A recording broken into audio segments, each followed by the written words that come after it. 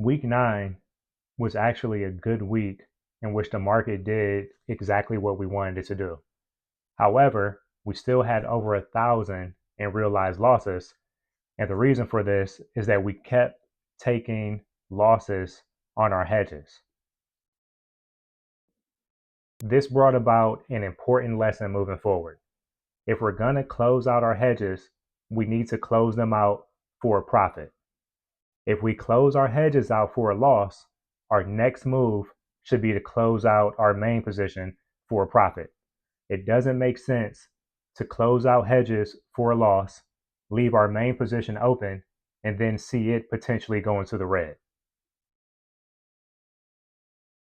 Our main position for the week was the October 17th expiration 580 puts.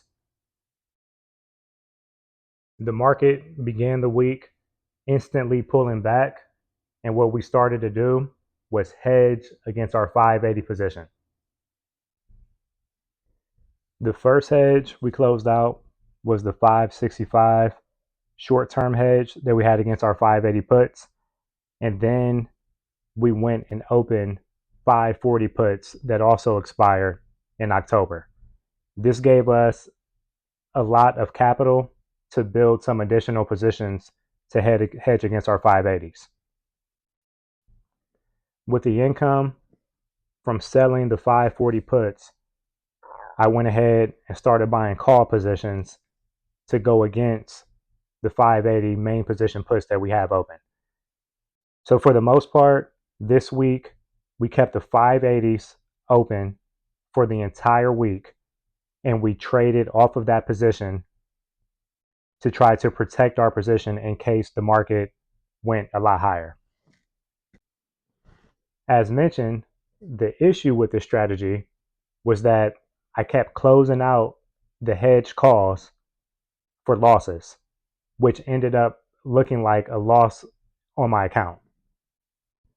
So overall, even though the market did exactly what we wanted it to do this week, we overprotected our position in fear of losing money, which ended up resulting in realized losses, even though our main position was very profitable. Psychologically, this was a play on the negative results of last week because we took a bit too many risks last week, because I started to revenge trade and made a big play that caused a big hit to my account.